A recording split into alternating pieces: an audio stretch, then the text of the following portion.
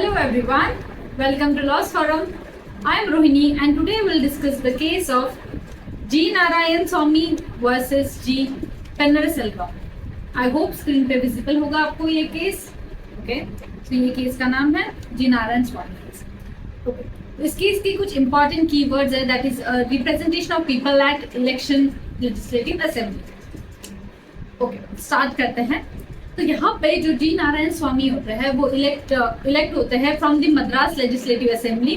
ठीक है, जो मद्रास की लेजिस्लेटिव असेंबली होती है उससे वो इलेक्ट हुए हैं. And the Madras district graduate constituency, उनके जो कॉन्स्टिट्यूंसी का नाम था वो था मद्रास डिस्ट्रिक्ट ग्रेजुएट कॉन्स्टिट्यूंसी. ठीक है, यहाँ पे जो वर्ड है जो ग्रेजुएट है ये यहाँ पे बोन ऑफ कंटेंशन बन जाता है. ठीक है, आगे जाके अब इनका जो इलेक्शन है ये चैलेंज किया गया इस ग्राउंड पे. इनका जो इलेक्शन है वो चैलेंज किसने किया? पेन्नरसेल्वम ने किया इस ग्राउंड पे कि भाई ये जो नारायण स्वामी है he is not even a graduate but only held a high school leaving certificate. मतलब इनके पास उनकी जो स्टडीज है वो सिर्फ हाई स्कूल तक हुई है, इनके पास कोई ग्रेजुएशन का सर्टिफिकेट नहीं है. ठीक है, तो ये इनएलिजिबल हो जाते हैं इलेक्शन को कॉन्टेस्ट करने के लिए. ठीक है, तो Madras high court upheld this argument and set aside the Narayan. Madras high court ने क्या किया? मद्रास हाई कोर्ट ने बोला कि हाँ बिल्कुल सही है भाई, जब कॉन्स्टिट्यूएंसी का नाम ही आपका है कि ग्रेजुएट कॉन्स्टिट्यूएंसी, तो कहीं ना कहीं हम ये मान के चलेंगे कि भाई जो इन लोगों को रिप्रेजेंट कर रहा है एटलीस्ट वो एक ग्रेजुएट तो हो करके. तो कोर्ट ने अपनी रीजनिंग लगाई हाई कोर्ट ने, और कोर्ट ने बोला कि उनका जो इलेक्शन के लिए जो कॉन्टेस्ट करना चाहते थे उन्हें वो असाइड कर दिया, लीडिंग टू द. अब इसके बाद फिर ये अपील में गए, अपील में सुप्रीम कोर्ट में गए. अब सुप्रीम कोर्ट के सामने क्या इश्यूज थे इस केस में? तो सुप्रीम कोर्ट में ये क्वेश्चन आया कि क्या ये जो कैंडिडेट है जो कॉन्टेस्ट करना चाह रहा है election from the graduate constituency need to be a graduate. क्वेश्चन आया ये कि क्या सच में इनका ग्रेजुएट होना इतना जरूरी है या नहीं है. ठीक है, तो अगर हम बात करें तो रिस्पोंडेंट ने क्या यहाँ पे क्या आर्ग्यू किया कि as per the article 171 of Indian constitution a right of a functional representation to the graduate provided.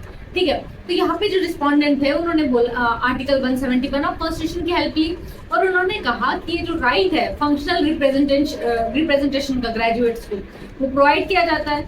तो कोर्ट ने यहाँ पे क्या इंटरप्रिटेशन लगाई? तो कोर्ट ने बोला है the court interpret that provision strictly according to the literal rule.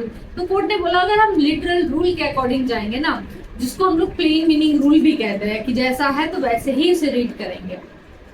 Court emphasises the following point. तो कोर्ट ने कुछ इंपॉर्टेंट पॉइंट्स बोले.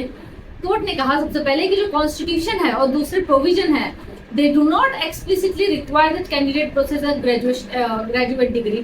मतलब रिप्रेजेंटेशन ऑफ पीपल्स एक्ट हो गए, कॉन्स्टिट्यूशन और जो भी दूसरे प्रोविजन है उसमें क्लियरली उन्होंने कहीं पे भी ये चीज मेंशन ही नहीं की हुई है कि क्या क्राइटेरिया होना चाहिए या फिर क्या जो ये जो ग्रेजुएट की जो डिग्री है ग्रेजुएशन की क्या वो मैंडेटरी है, ऐसी कोई बात कही नहीं गई है. Second, interpretation should prioritize the literal meaning first. तो कोर्ट ने कहा भाई हमेशा ये कन्वेंशन ही है ऐसा कि अगर इंटरप्रिटेशन होता है तो हम सबसे पहले उसको लिटरल मीनिंग के थ्रू ही देखते हैं.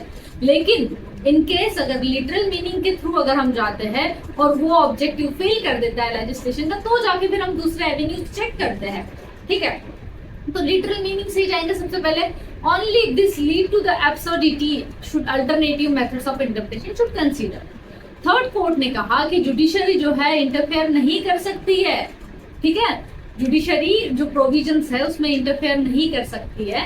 अगर लेजिस्लेचर ने ही कोई एजुकेशनल क्वालिफिकेशन नहीं बताया है कैंडिडेट के लिए तो जुडिशरी खुद से नहीं इम्प्लीमेंट करा सकती है कुछ भी चीजें. ठीक है, फिर उन्होंने रिप्रेजेंटेशन ऑफ पीपल एक्ट का रेफरेंस दिया यहाँ पे along with article 171 of constitution 173 जो स्पेसिफाई करते हैं requirement for a graduate apply only to the voters and not to the candidate. तो कोर्ट ने यहाँ पे जब 171 और 173 की रीडिंग की तो कोर्ट ने बोला जो ग्रेजुएशन वाला जो चीज है या फिर ये प्रोविजन है ये सिर्फ वोटर के लिए है. जो आप प्रोविजन यूज करना चाह रहे हो, जो पर्सन कॉन्टेस्ट करना चाह रहा है इलेक्शन उसके लिए ये नहीं है करके. सो फाइनली सुप्रीम कोर्ट ने ओवरटर्न कर दिया हाई कोर्ट का जो डिसीजन था और rule in the favour of Narayan Swami के फेवर में रूल किया. और साथ ही साथ ये बोला कि कोई एक्सप्लिसिट कॉन्स्टिट्यूशनल रिक्वायरमेंट नहीं है जो भी कैंडिडेट कॉन्टेस्ट करना चाह रहा है इलेक्शन की उसके पास ग्रेजुएट डिग्री हो। देयरफॉर नारायण स्वामी ने फुलफिल कर रहे सारे जो नेसेसरी क्वालिफिकेशन होते हैं तो वो यहाँ पे इलेक्शन कॉन्टेस्ट कर सकते हैं। बहुत सिंपल इसमें मैंने ये समझाने की कोशिश की। आई होप आपको समझ में आया होगा। Thank you.